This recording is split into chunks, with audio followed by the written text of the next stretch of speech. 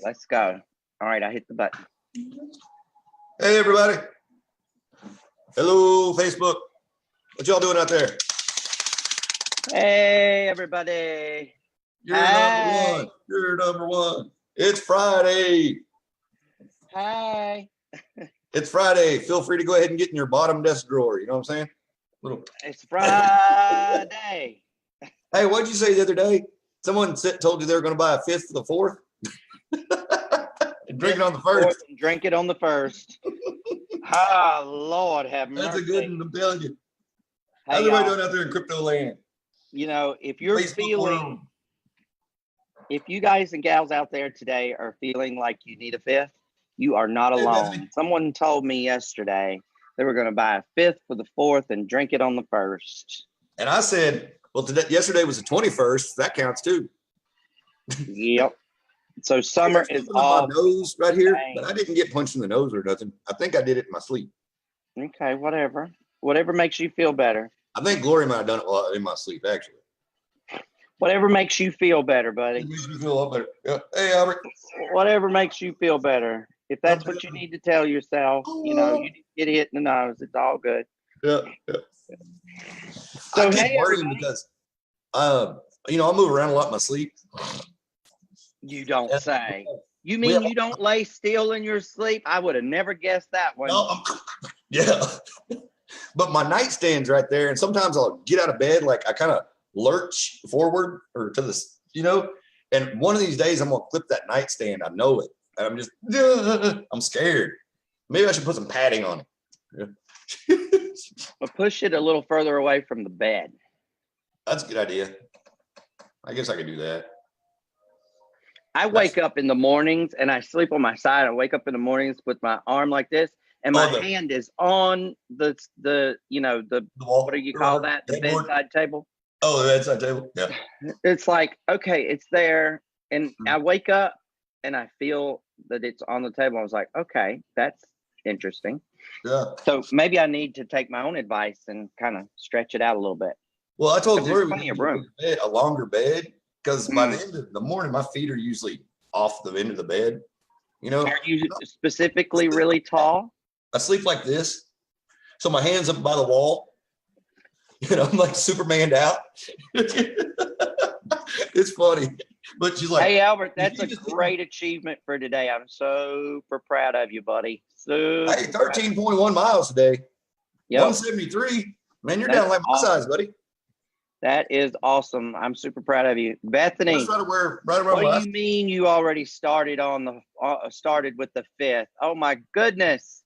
Did you put a little something in your coffee this morning? Hey. I already started with the fifth. There you go, Bethany. Wait, Bethany, isn't that Deborah? Hey, look, y'all. It's really kind of funny out here today. Okay. The universe is playing some really strange stuff. Yeah. So our live today may be more than usual hard to follow. Yeah. Hey, my boos. What's up? Hey, Terry. Hey. All right. Everybody's coming in the house. So, all right, y'all, come on into the house. Let's play now. Yeah. Hey, Chris, you got anything you want to vent about? I want to vent about? Yeah, do you want to vent about anything? Well, I don't know. My son's toes are minty fresh this morning. Whatever. Dadpreneuring at its best. Oh yeah, they do. It's crazy when you have a spotlessly clean bathroom and everything smells and looks so good, and you're in your bedroom making your bed, and you've told your son to brush his teeth, and you can see the entire bathroom from the vantage point of the bedroom, and you're watching him squeeze on. He did put the toothpaste on the brush, but then he's like, wee, just squeezing and watching it come out the end of the tube, and I'm like, really? Oh yeah, it was a little bit hot. Just be glad you don't have carpet.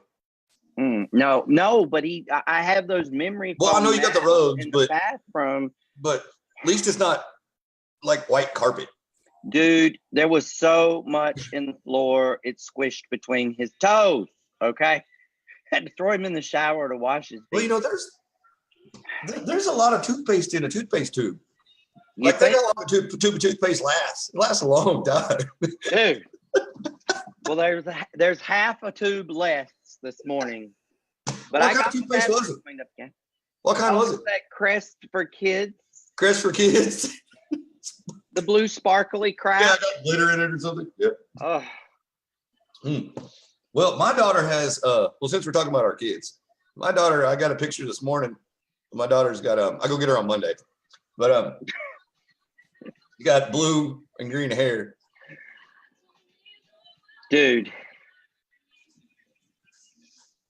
And here's what I'm going to say about that. And you guys are learning about us now. And see, that's why we were really wanting to do these lives, is so that you guys could become part of our lives, right?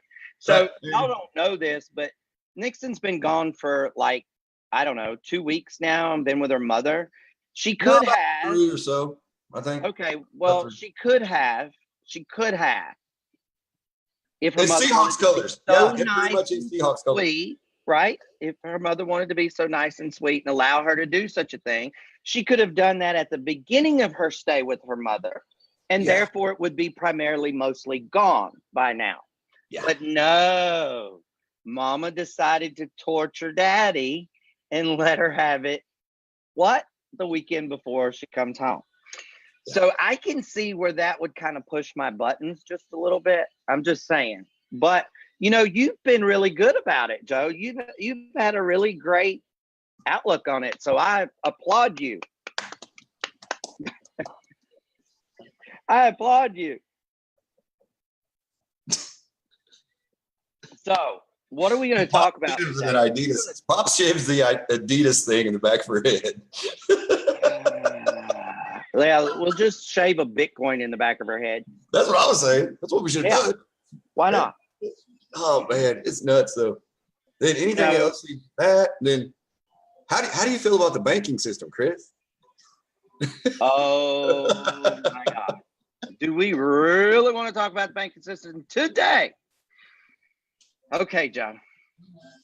Me and the banking system. Well, let's see. When I first, look, y'all, if you know my story about crypto and you know my story about Bitcoin, you know that I didn't know anything about Bitcoin or cryptocurrency when I got started. And so for me, it was about turning, maybe a handful of money into 2 handfuls of money using Bitcoin as a vehicle. Well, the good news or the bad news, however you want to see it, is that I learned a little something after I got into the Bitcoin. And yes, for all of you who are wondering, Joe's frozen. I don't know what happened. Joe, go out and come back in. I don't know. So I learned a little something, right? He kicked the surge thing again. Oh, geez. Joe, really? I'm going to put that thing in a box. Okay.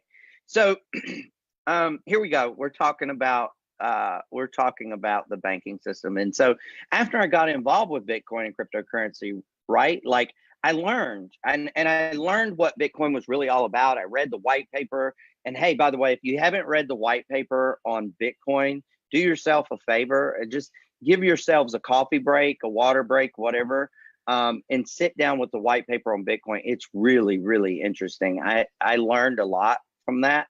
But the big thing that really came across to me was that there's this thing called decentralization. And what do I mean by decentralization? Well, decentralization means that that if you are involved in decentralization, then you're a pro advocate of things like banks and governments and higher powers that be not controlling your finances, your money, the different things that are all centralized. And what I found after I read that and I started learning about decentralization, what I found was this really funny little fact.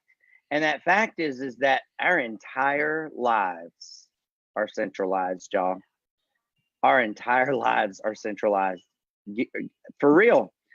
And, you know, I'm a rebel at heart, I guess is the right way to put it. You know, most Aries are. We don't like to be told what to do. You know, if you tell us we can't do something, we're going to do it. Hell, we're going to, you know, bust hell wide open to show you that we can do it. And it doesn't matter what it costs or how much it hurts us to prove to you that we can do it. We're still going to do it. And that's kind of how an Aries is. So at the end of the day, I learned that I really, I liked this decentralization thing. Like the whole idea behind decentralization was right up my alley. Like, yeah, I was into that for sure. Well, you know, Joe brought up banking because we both had some experiences recently with banking. You know, I won't mention any names of banks. Oh, yes, I will. Wells Fargo. Wells Fargo sent out a letter and said that basically, you know, they were not going to allow us to use our fiat currency or accounts to buy or transition fiat into Bitcoin or cryptocurrencies. And I was like, you have got to be kidding me. Really? Like, you're going to tell me what I could do with my own money? I don't think so. And so, you know, that was a few weeks ago, and we had that rant and we had that rave. And then, you know, Joe has been dealing with a little company called Coinbase. You may have heard of it.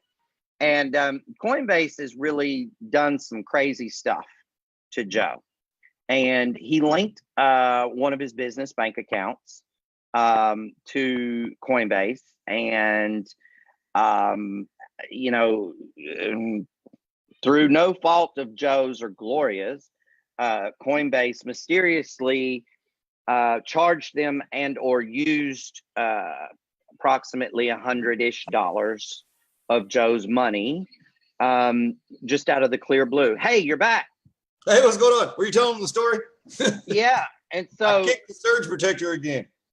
Dude, you're going to have to stop doing that. We're going to build a box. I need to. Build a box, put over it. Build a box, put over it. It's a good idea. Because it's my drive, my CPU that always comes unplugged. Or that I kick. Hey, I was telling them about Coinbase and tying up about $100 worth of your money, and that's as far as I got. And I was getting ready to tell them that you decided, screw this, I'm going to pull all this money out of this bank account because they keep taking money out. Yeah. Go from there, Joe. Tell them why you don't like banks. I'll give you a penny for your thoughts. A penny for your thought. 1 penny for your thought. Okay. So, you know, we're doing the t-shirt thing. You know what I mean? And so I'm setting the website up and everything. And I got to, you know, link accounts. Crypto fashion. Coinbase, crypto fashion. Yeah. And so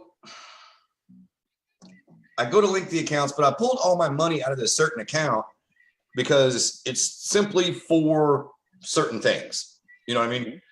And I've already had issues with Coinbase where they screwed up and messed it around. So I like, okay, I'm just going to pull everything out, leave it sitting, and take care of any problems that arise. Right. So problems have arose, let's just say. And wait, where'd you go? I lost you. I'm here. There we are. You're still here. Okay, cool. I'm back. So hang on, I did it again. Sorry. Quit clicking on that button. I know, I will. There we go. Okay. Okay. So I verified an account. So it sends a penny and takes a penny. Well, the bank gives me an NSF fee for a penny. And I'm like, hey guys, you know, and my thing is, and I've kind of given them permission too, like for some reason, if you have so many accounts with them, they won't give you overdraft on all your accounts. Right. And I was like, well, that's stupid, but okay. You know what I mean? And so like, okay, fine. And this one account's really just to transfer money into exchanges and stuff. It's really all it's for, you know?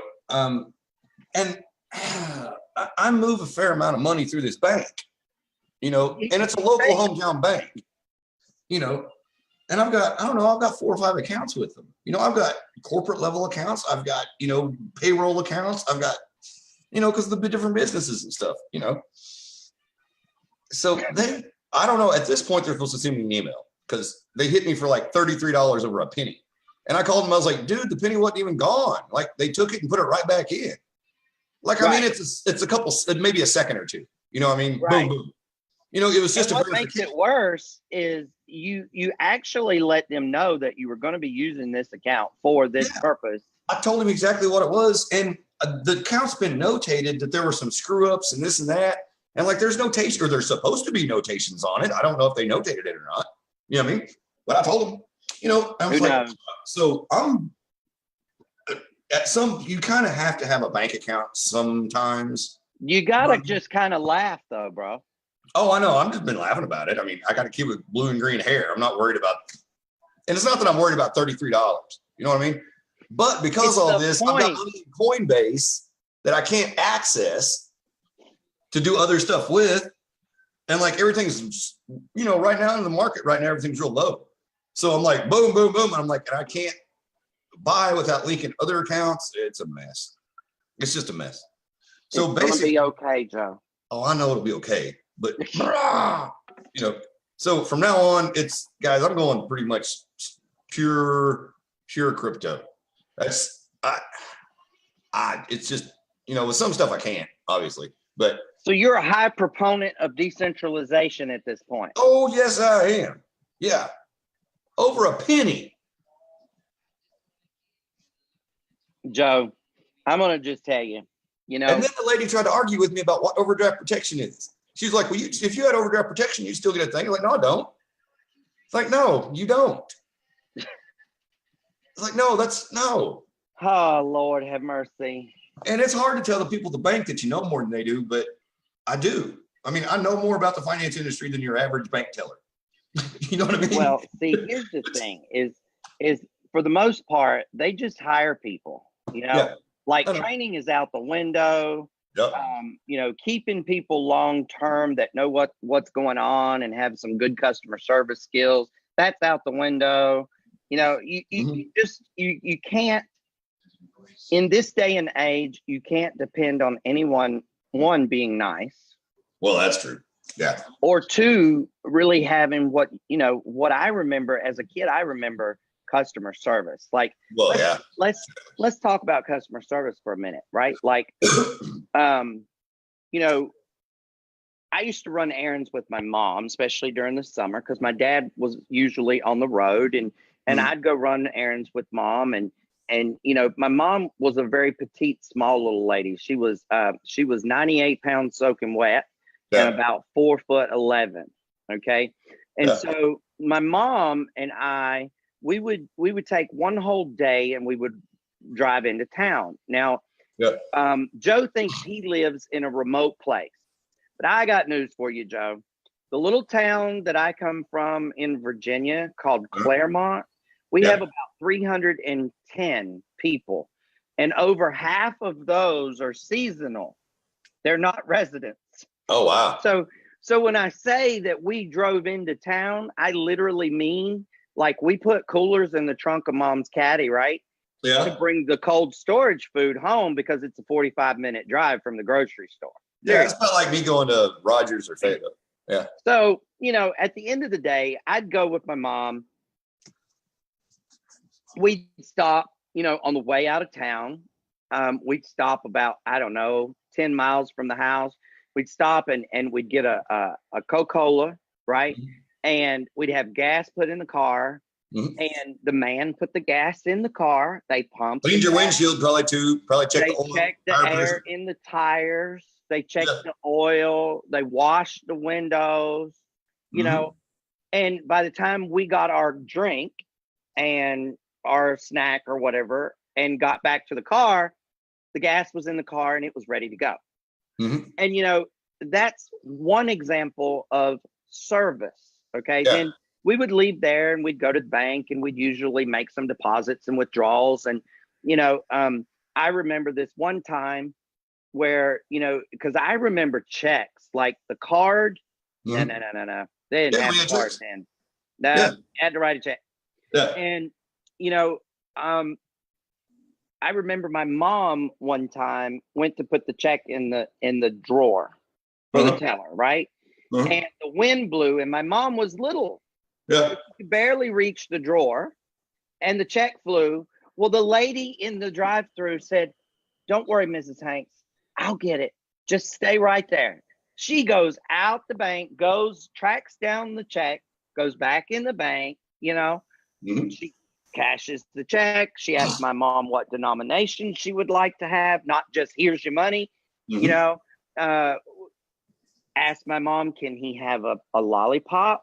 Oh, yeah, sure. What flavor would he like? These are the flavors, Then we go to the grocery store. The last thing we would do is go to the grocery store. Now, we would go out to lunch and we'd do some shopping. Maybe we needed to buy jeans or sneakers to school or whatever, and then we would end up at the grocery store.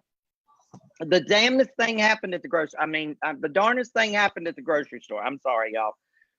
But you know what? These people, they took the stuff out the buggy and rung it up. Yeah, you just stood there and paid. And then they bagged it. Yeah, and then they bagged it. And lo and behold, then they took it to the car and loaded it for you. And he took it to the car and put it in for you. Yep. Now that service today, 2018, show me, except in New Jersey, because I think New Jersey is still the only state that the gas stations are still union, and it is illegal for you to pump your own gas. The gas attendant has to pump it. I think it might be like that in Oregon. Is it? Okay. Because I've heard that somewhere. That way. I don't know if anybody's up there to tell us, but I think it has to do with the EPA, though. You know what I mean? So you don't just spill gas everywhere, and you're not allowed I know here, boat docks, like the gas dock on your boat, you can't put gas in your own boat because they don't want anybody to spill it in the water, but we have a full service at a Holiday Island by the boat thing, by the lake. They have, there's a full service station out there still. Wow. And they also have a grocery store, Sunfest, and it's a good little grocery store, but you park your cart and they do everything. You just stand there and pay them. Wow. But now Holiday Island has it's a retirement island thing, and it blew up real big in the 70s, mid to late 70s, early 80s was its big boom. And it's a golf course on the lake and all that, it's real nice. But it's all these people were, in their 40s then. So everybody out there is 70 years old. So there's a lot of catering to older clientele, to older people. You know what I mean? Which for restaurants is real hard because an old person won't pay $5 for a hamburger. No. Yeah, they really won't. That's just damn foolish. Like $2. You know what I mean? It's about all you gonna get for a hamburger. Yeah, it's and it's one of those things. And restaurants kind of have a hard time out there because they just no, that's just dumb. that's ridiculous. Cows don't cost more. Cows aren't charging more for the meat. No, no. Well, and it's inflation, obviously. We know that. But it comes back down to, are people just trying to drive us nuts or what? I think so. I couldn't even begin to, if I would have had that the conversation I had today with the bank, and I went, "Hun, it's only a penny." I was like, and it got put right back in. It shouldn't even have registered on it. I was like, are you serious? Like, well, can I point out something here? Yeah. Sure. Can I? Yeah, point out. Krypto is hurting the banks so bad that they have to squeeze every penny. They better be nice. They ain't being nice, brother. They ain't being nice. They're not being all that nice holding my money for me. You know what I'm saying? I guarantee you I can find a way to circumvent the bank. Well, here's the thing is my grandfather, most people don't know this, but I'm the fourth. I have the same name of the first three people before me. Yeah. And I have that IV at the end of my name. And, my grandfather was the kind of guy that if he couldn't pay cash for it, he wasn't buying it. He absolutely did not believe in banks at all. he said he wasn't paying anybody to protect his money for him. He could protect his own money. Okay. Yeah. You know, and what I see, you know, as you and I, you know, we're 10 years apart, but as you and I are getting older, Joe, I expected as I got older, I expected to see progress. Instead, I feel like we're going backwards. No, we really are. We're regressing to a different thing to where I mean, we're not putting our money in the mattress anymore, but we're putting it in the thin air. Well, you know what I mean? And we trust the thin, and this is the thing, guys, we trust this thin air thing more than we do the bank. Yeah. You know what I'm saying? And don't take that the wrong way. You know what I'm saying? But I trust the thin air better than the bank. Well, here's the funny part. Okay. I mean, I don't get to see the bank's ledger. You know what I mean? Let's talk about the bank for a second. Another funny bank story. Not too long ago, I sold an antique car. Mm-hmm. And it was a 1937 Chevy business coupe. Yeah. And I sold it to this guy, and he lived in a town nearby. I had the car insured. I had the license on the car, yada, yada, yada. Right. So he wanted to, he wanted to pay me. Oh, Albert's the fourth too. Shut up. Yeah, I saw that. Hey, Don, Don, have you seen Nixon's hair? So anyway, sorry. I sold the guy the car. We delivered the car to the next town over, and I was insistent. I did not want a check because it was for way too much money. And, for those of you who are not as bank savvy, maybe, anything you put in the bank over $9,000, IRS, it gets flagged, and it's like, I'm not flagging this, I just want my money. So we had to go, and this is no lie. Luckily, this guy was a business guy, right? Right. And he had multiple accounts in multiple different banks. So we go to the first bank, which again was Wells Fargo. Yeah. And they wouldn't let him take out but 10 grand out of his own bank. Okay. I had an account there with way more money than that in it. He had several accounts there with way more money than that in it, but he couldn't take out but 10 grand. 10 grand. We had to go to 4 banks that day. 4 banks. And additionally, we had to wait approximately an hour in each bank because they don't have that kind of money readily available in the vault to give you. Shut your mouth. Yep. For real, I'm just trying to tell y'all, we are going backwards. They do that kind of stuff, and make those rules so you can't do a run on the bank if everything starts crashing, and so you have one side that goes, okay, that's good. We can't make a total run on the bank, so the whole economy doesn't crash and everything falls apart. On the other hand, you can't get your money. And who the hell are you to tell me I can't have my money? You know what I'm saying? So it's like, well, there's and the thing is, you're sitting here with your money, and it's like, if you idiots didn't make these mistakes, we wouldn't have this crash right now, or whatever. Not that we're having a crash. That's not what I'm saying. But, the ones that have happened throughout history. That's what you're saying. Whether 10 years ago or the 30s or 1929 or. Correct. When was the last? There was one in 18 something. Like the 1890s, there was a real bad crash. 32. And 29 to 32. Something. Yeah. I mean, it happens every so often. Now, like 08 really wasn't even that bad compared to them. Since we're going to talk about crashes, Joe, for just a hot second, let's give everybody a little history lesson right quick. Okay. Sorry. Sadly, and I say this with remorse, and I really do. I hope you guys can feel it, because it is with remorse. My mom was an immigrant. My grandparents were immigrants. Mm-hmm. And they saw with their very own eyes things happen in their country Mm-hmm. that they have warned me about, our own country. And they Did they come over in the 50s? 60s. 60s. Okay, so as soon as 64. communism took over, the Castro thing. Yeah.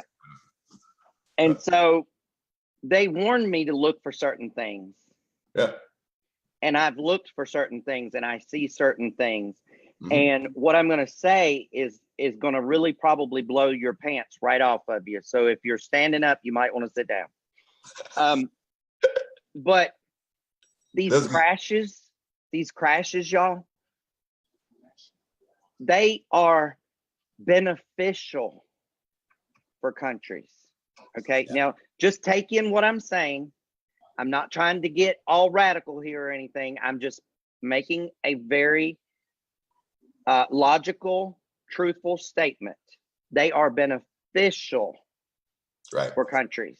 And that's why if you look back through history, you'll see them every so often, is because as humans, we run with stuff and we tend not to look back until it's too late. Right. And then when something hits us in the face, bam, we look back and go, ooh, that happened a few years ago. Why didn't we realize that was going to happen again? Well, you know what it is? It's called making money. And if you think that a crash doesn't make money, then you're standing on the wrong side of the street, honey, because every single crash in history, we've come out, in our country specifically, we've come out better than we were before. Way better than we were before. So if it's not about money, then what is it about? Okay. So you've got to think about these things realistically. Now, those of us who are in crypto and those of us who love the decentralization thing, we are not advocating a crash by any means. Trust me. The last thing that we want to see in the United States is a crash of the economic system. Because if you think you've seen panic in your life, you ain't seen nothing yet, Jack. Trust me. Trust me. Imagine waking up. And I would even paint the picture to be on a weekend. Banks are closed. Imagine waking up and going to the ATM. ATM don't work. Go to another ATM. Or a gallon of gas is $50. A gallon of milk is 20. Yeah. A loaf of bread, $25. Or no, suddenly, milk's more expensive than bread. So let's say a loaf of bread's $15. Right. I mean, that's what happens when you have a devaluation of your currency. Exactly. That's like what happened to ask Zimbabwe. Ask Venezuela. It's you become and like with all this stuff, like we've opened trade up with quickly. Since you were talking about your family history, like we opened up trade with Cuba. Mm-hmm. The thing is, there's all kinds of money going into Cuba right now, but the people that live there, that work in those restaurants, they'll never be able to eat at them. They will never. They're not getting it. It'll be 20 years before they have enough money to be able to eat at that cute little sidewalk cafe, because that's not built for them. That's built for us. They built that for us in Europe. You know what I mean? That's it. And the people are still going to be downtrodden. And that's what the revolution was supposed to have been about, and it wasn't. Right. And all they're getting now is they're going to get the same thing all over again. History does repeat itself. Most people don't realize this. And, since we're talking about it, I'm just going to throw it out there. But Cuba was the main jewel of the Bahama Islands. Oh, yeah. It was the most beautiful island. Yeah. It was the most self-sufficient. It did not need the United States or any other country's help. Okay. It was a very fruitful, very rich country all on its own. Okay? It was a playground of the stars. It's where all the elite of the world partied there. All the movie stars, you know what I mean? All the wow. You know what I mean? And then with revolution, they kicked everybody out. You know what I mean? Took all the money, you know, and made it government. They centralized everything. Hey guys, that is what socialism is, by the way, is centralization. Right. And I know everybody's like, no, it's everybody's free. It's like, no, you can't just be free. It doesn't work like that. There has to be something. And it's centralization. When the state owns everything, that's called centralized, guys. It's also called socialism. But it's really more Marxism, but that's a whole, I could give you 3-hour lesson on that crap. But, you know, it's nuts. You know, like decentralization is closer to anarchy than anything. Anarchy doesn't mean you're running in the streets burning things. It's not a riot. It's a lack of centralized authority. You know what I mean? Yeah. And the moral of the story is not a big history lesson. Okay. Yeah. The moral of the story. So it's Coinbase. The moral of the story is that, you know, we are digressing as a population. Human beings, Homo sapiens in general are digressing, and we can get all the technology in the world that we want, you know, fancy phones, houses that talk, you know, all kinds of stuff, right? We can do all that. That does not mean that we are moving forward. All that means, all that stuff, really, y'all, really, all that stuff is meant to do is to make everybody think that we're moving forward, that we're progressing. But if you really dig and you really look at things and you really think about stuff, you realize that we're not any better than our great grandparents were. You know, we have a fear in our own country. We have a fear right now in our own country. More people, and you can look this stuff up. It's all verifiable facts. It's all in the news. You won't see it on your television. No. Because they're not going to tell you.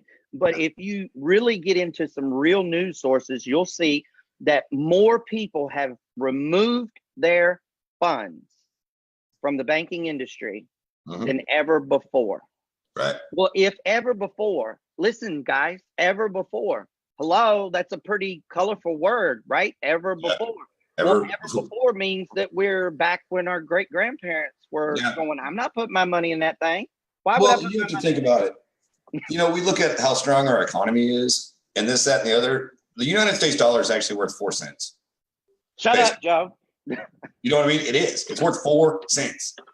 It takes a whole lot of 4 cents to equal up that $3.28 for that gallon of milk. I'm telling you, it really does. You know, but that's why it's worth 4 cents. You see what I'm saying? That's the inflation. It's your inflation ratios. And look, man, in the 50s, you know, a man early 50s, you could get up, walk out of your new house that you bought. You know what I mean? You got your wife, 2 kids, 2.3 kids and a dog, or 2.1, whatever it is, and a dog. You put your hat on, you put your suit on, you back out of your driveway and go to work. You know, and you know, what is it? Harriet and Ozzie and Harriet, Wally and the Bee. And Harriet. I mean, that was real, people. That they didn't make that up. Nope. You know what I mean? That really was a life. You know what I mean? And, you know, the wife got to stay home and cook. And I'm not saying women belong. Don't take this the wrong way. It was an option. Right. You know, nowadays, how many families have the option of only one person working? They could stay at home and raise their kids and keep them. And who gets to buy a new car every 2 or 3 years? You know, who gets to buy that new house? You know, and be like, all right, we can afford this. Not like you're scraping by just to make it. You can afford it, and you get to go to the beach. You get to take a vacation every summer.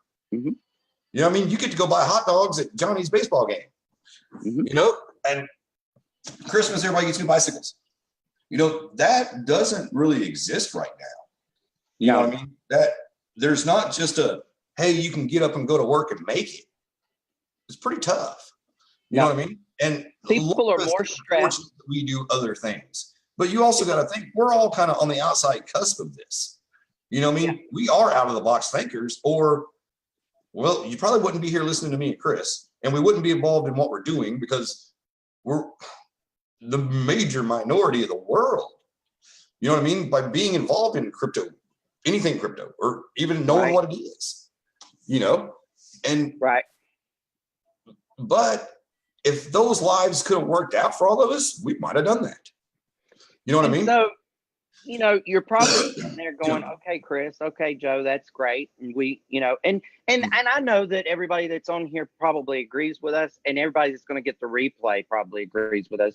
And it's not about agreeing or disagreeing, because if you disagree, that's fine. I still love you. We're still going to be buddies. No big deal. But you're probably sitting there wondering, well, how does this tie into the social media? Well, it ties into social media because you need to know your facts, okay? Yeah.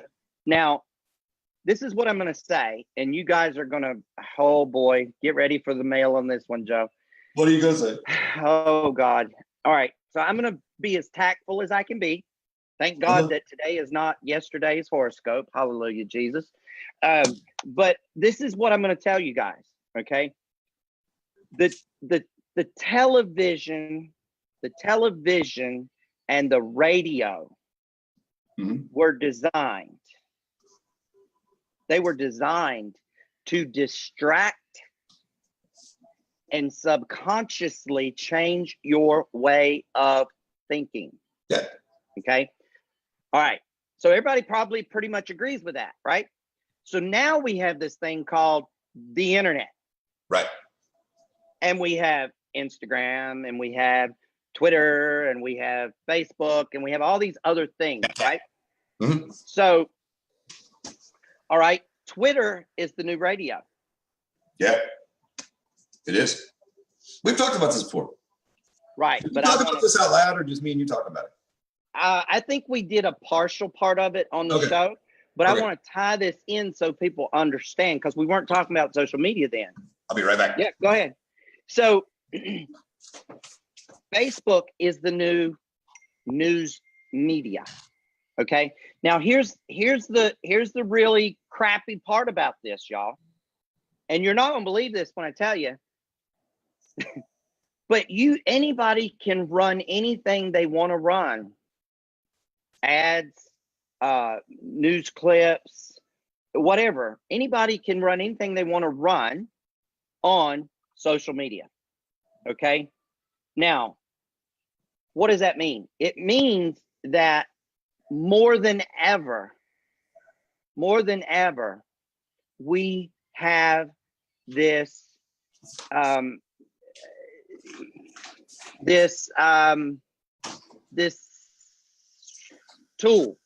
tool. That's a good word, because we talk about tools all the time. So more than ever, we have this tool now that if we want to distract people, or we want to send them in a different direction because we're going to be doing this over here and we don't want anybody's attention over here on this, we can just do it on social media. Now, why am I talking to you about that? Well, because guess what? Everybody has one of these now. And I don't mean an iPhone. I mean a cellular device, a mobile device. Everybody has a mobile device. So 90% of people now have notifications turned on. So you get a notification, right? When something big happens on Facebook. You get a notification when somebody runs something through Messenger, because now they can run ads in Messenger, y'all, in case you haven't noticed or paid attention or slowed down long enough. We now have ads in Messenger. Really? Our phones. The other day I drove past somewhere, I don't even remember where it was, and a blip come up over my phone, and somebody was sending out a sales message. Yeah, that's a new thing I looked into, actually. From their store. It's a lead generation thing. Now, this ties together because you have to be educated enough to know the good from the bad. Okay. And it's not as easy on social media, y'all, as it was on the television. Like for me and the television, watching the news, I haven't watched the news in years and years and years. The hardest part, are you ready for this, Joe? Hardest part of me taking care of my mom, my dad, my grandma, my mother-in-law, the hardest part of taking care of those people was not the part about taking care of them and helping them do the things that human should ever have to help another human do. But it was that the news was on 24/7. Yeah. Oh my God. I know. Constantly. Oh, dude, it was toxic. I'd have to go outside sometimes and just scream because I couldn't believe the crap that was coming across the television that people believe. I just couldn't believe it. Oh yeah, there is so much. Everything's made to sell something. You know what I mean? And fear is a really easy thing to sell, and you make a lot of money from it. You make a whole lot of money from it. And that's sad, but it's a hellacious business model, guys. But you don't have to be a victim of it. And that's just true. I mean, fear is a great business model. It really is. The two big money fear makers. Of this, fear of that. Two big money makers: fear and pleasure. Yeah, exactly. Yeah. Fear wins every single time. You can give somebody 10 things of pleasure and one juicy fear, and all that pleasure's gone, y'all. Yeah. All of it's gone. Why do you think that everything is geared towards the negative side of things as opposed to the positive side of things? Us positive people in the world, we're in trouble, y'all. We really are. We're in trouble because it's hard for us to stay positive just because of all the negative. Okay. Yeah, so that's how you have to kind of tune out. Social media. You really do. And just skip over stuff. Because man, you get a lot of stuff in your feeds. And even, I have a fairly new Facebook page. The Krypto Joe Hamilton it's a new page. I mean, I just started it when this came up. We started all doing this. But there's still stuff that filters in. And you have to go in there and block people. You have to unfollow because you're like, I don't want to hear this. You know what I mean? And it'll be somebody's political rhetoric or this or that or this or that. And I'm sorry, guys, there's not a lot to be done about it at this moment if you don't like it. I mean, there's really isn't. I mean, in a couple of years, you can change the way things are. You know what I mean? And there's so much disinformation and lack of education. Like someone said the other day, we just need to impeach the president. I'm like, it doesn't matter if you impeach him. That doesn't do anything. All that is being able to bring him up on trial. That's it. So you made him. Kick him out of office. I was like, no, it won't. Like an impeachment is not being thrown out of office. They're like, well, what happened to Nixon? I was like, no, Nixon resigned, but he was going to be impeached because it was a different time and he was embarrassed. Bill Clinton got impeached. To impeach him, he resigned. Clinton it amazes me how people stayed in office. It's really hard to remove a president from office, short of shooting. It amazes me how people twist history. It really is. I'm a history buff. Anymore. I don't know. And in case you didn't read into it, I love history. So, normally, I'm not really great at dates. I will admit that. I can tell you that something happened, and if you want to know a specific date, I got to go look it up most of the time. But my facts are right. Like I'm good with the facts and how things happen. And I will say that we Americans, we really like things to be our way. And so that includes our history, y'all. I mean, I'm sad to say it, but go back and get one of the very first history textbooks and see what they were teaching in school back then. And then come up to maybe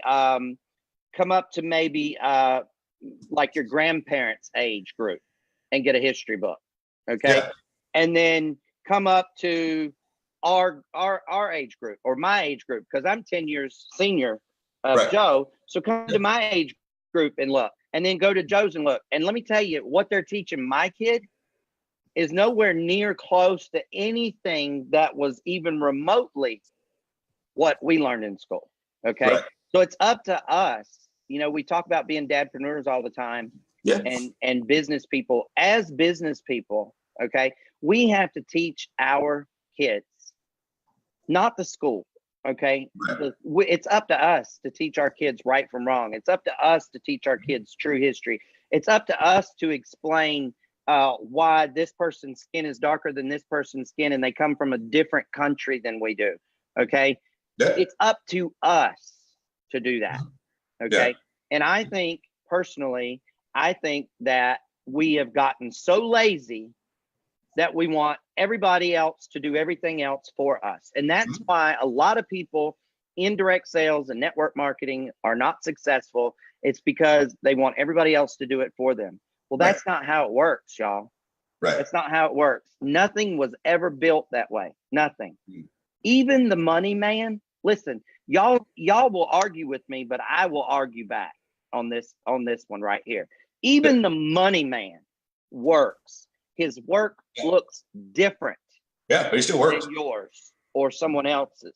He works. He works his tail off. Money, people with money, real wealth. I'm not talking about $1 million, $2 million. I'm talking about generational wealth, families of wealth. Exactly. They work hard and they're constantly honing. And if you don't know what the word honing means, look it up. They're constantly honing their craft to stay 2 steps ahead of the next guy. Yeah. So that they don't lose what they have, right? Well, look at this, for instance. Okay, like I'm sure everybody's heard of Warren Buffett and Berkshire Hathaway. Berkshire Hathaway is a company Warren Buffett bought that was a textile plant. And he's just put everything under the name of that company. You know, and he owns, it's unreal how much stuff he owns outright. Yes. Like owns, or Berkshire Hathaway owns, but he is Berkshire Hathaway. You know, if you notice, if you look up Berkshire Hathaway stock, there's an A stock and a B stock. An A stock, that's Warren Buffett's money. You know, it trades at 300,000 a share. I mean, I haven't looked at it lately, but you know what I mean? But it'll get up around 300,000 a share. You know, and everything else you can buy Berkshire B stock for, 50. You know, but all that stuff's together. I mean, you know why he eats a Dairy Queen? He owns it. You know, he likes Diet Cokes. He owns a big percentage of Coke.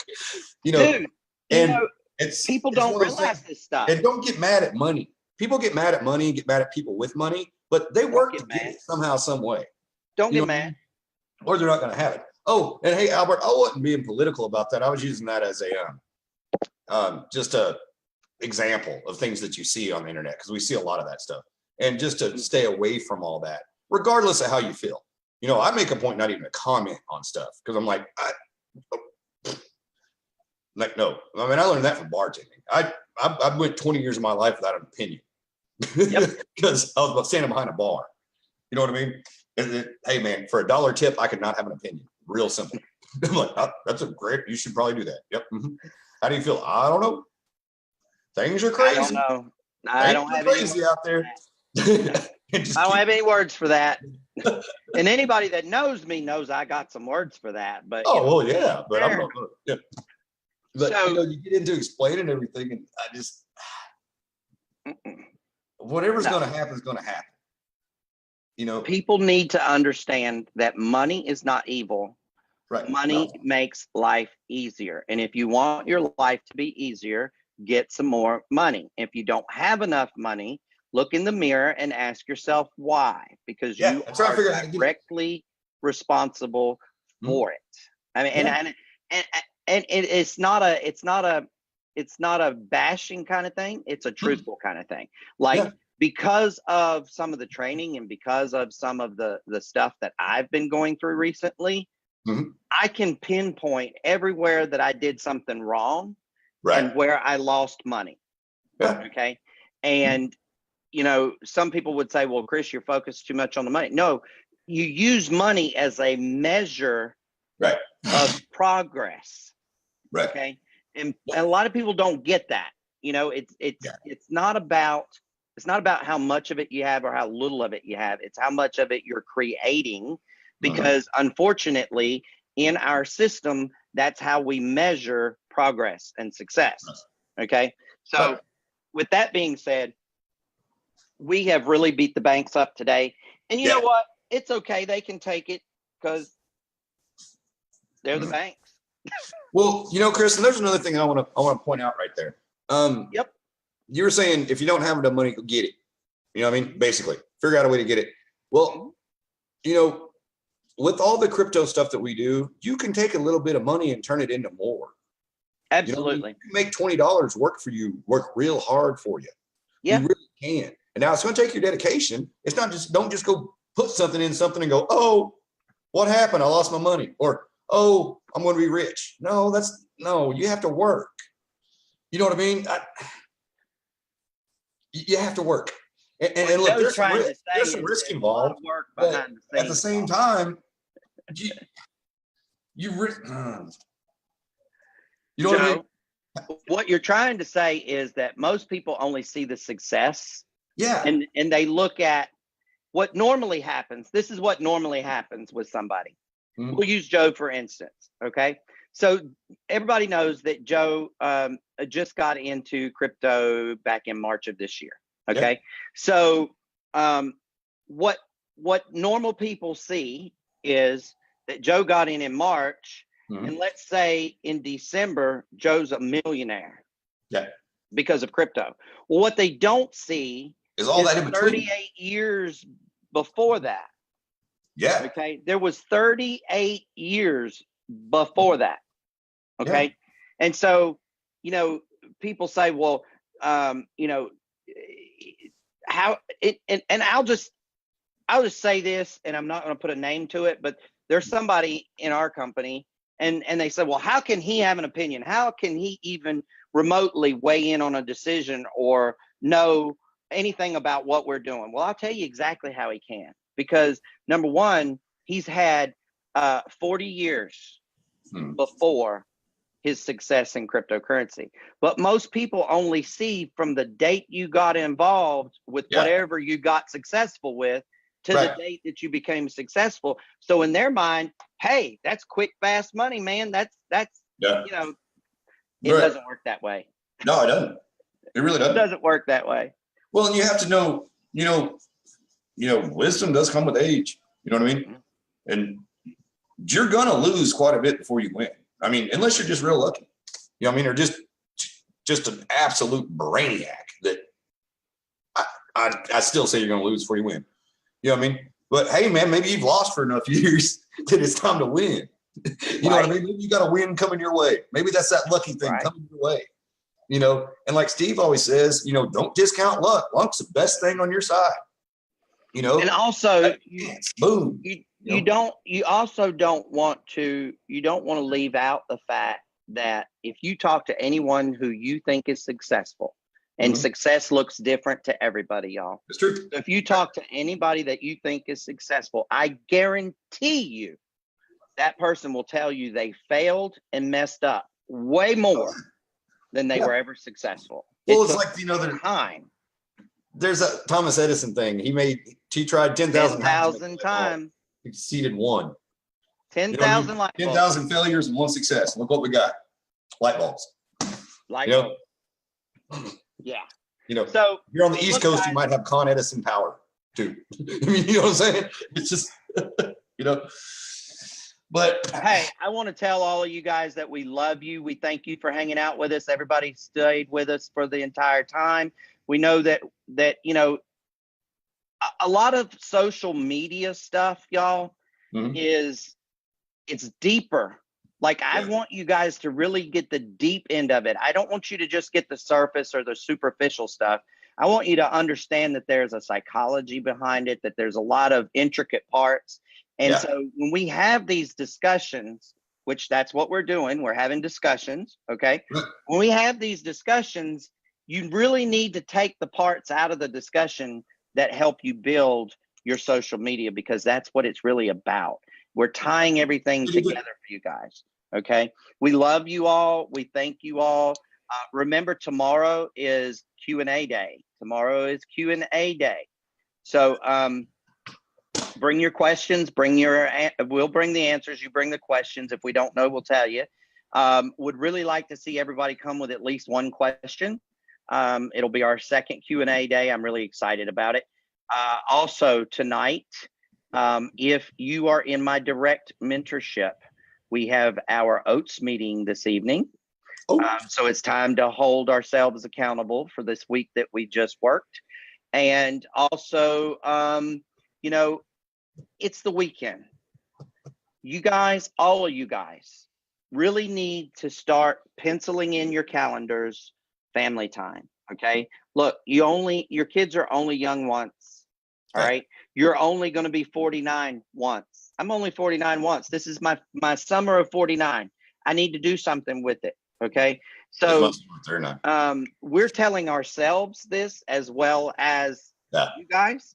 Right. Pencil in some time with the family. Take Yeah. the wife, the husband, whatever, to dinner. You know, see if the in-laws will watch the kids and have a date night. It don't matter if you get the tent out and pop it in the backyard and look up at the stars all night. Give a Freaky Friday. It's the quality of the time, y'all. It's not about what you do. Okay. Right. Now the millennials, they'll argue with you. They're all about what you do. But I'm going to tell you from an old school point of view, it ain't about what you do. It's about the time you spend. Exactly. So we love you guys. We love spending time with you. Weekend. That was We're going good. to see you guys on Monday for a regular show. Tomorrow we're going to see you guys for Q&A. Please bring your questions and answers. We really do want to answer them for you. We want to see everybody become wildly successful. Okay.